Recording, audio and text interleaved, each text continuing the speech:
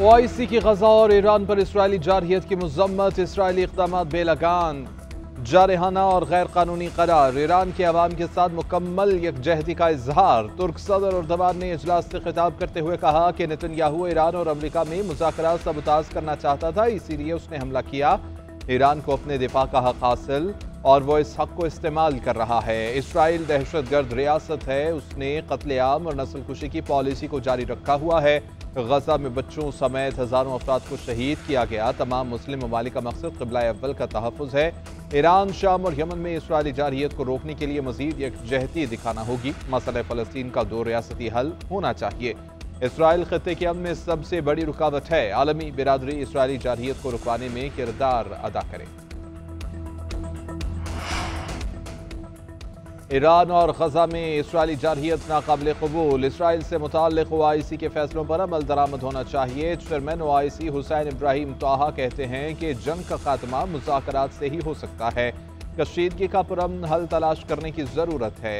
मौजूदा सूरत हाल में उम्मत को मुत्तहिद होना चाहिए। तुर्क वज़ीर ख़ारजा हकान फ़िदान ने कहा कि इसराइल ईरान पर हमलों के ज़रिए ख़ित्ते को मुकम्मल तबाही की जानिब लेकर जा रहा है।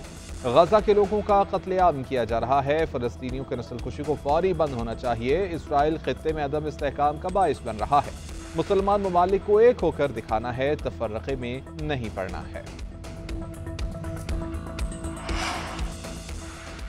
ईरान में ज़मीनी फ़ौज उतारना आखिरी हल होगा। जंग में शामिल होने या ना होने का फैसला 2 हफ्ते में किया जाएगा। अमरीकी सदर ट्रंप की सहाफ़ियों से गुफ्तगू, बोले ईरान इसराइल मुज़ाकरात से पहले सीज़ फायर चाहता हूँ। इसराइल के पास इतनी सलाहियत मौजूद नहीं कि वो ईरान की जौहरी सलाहियत को ख़त्म कर सके।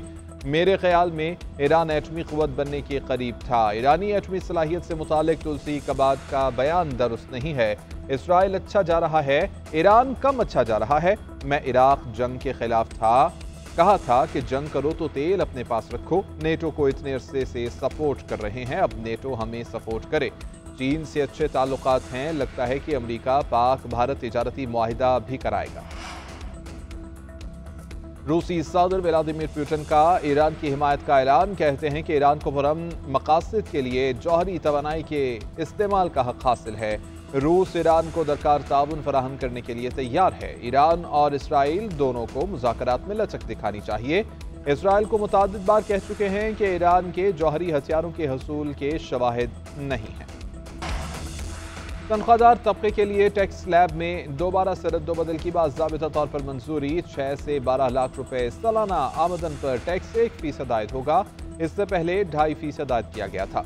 सालाना 1 करोड़ रुपए से ज़ायद पेंशन पर 5% इनकम टैक्स लिया जाएगा। कौमी असम्बली की खजाना कमेटी ने टैक्स तजावीज़ की मंजूरी दे दी। कॉरपोरेट सेक्टर पर सुपर टैक्स में 8.5% कमी की तजवीज़ मंजूर। ऑनलाइन मार्केट पर सालाना 50 लाख रुपए आमदन पर टैक्स छूट। नॉन फाइलर्स के लिए कैश निकालने की हद 50 से बढ़ाकर 75,000 करने की तजवीज़ मंजूर कर ली गई। डीजी रेंजर्स सिंध की तमाम मकातब फ़िक्र के उलमा और अकाबरीन से मुलाकात। मुहर्रम उल हराम में अमन व अमान यकीनी बनाने के लिए बाहमी हम आहंगी के फ़रोग़ पर गुफ्तगू। फुल प्रूफ सिक्योरिटी इंतजाम की यकीन दहानी। मेजर जनरल मोहम्मद शमरेज ने कहा कि मुक़द्दस अय्याम में शहरियों की जान माल का तहफ़्फ़ुज़ अव्वलीन तरजीह है। सिक्योरिटी इदारे पुलिस के हमरा हर मुमकिन इक़दामात करेंगे। उलमा ने मुकम्मल हिमायत और ताउन की यकीन दहानी कराई है।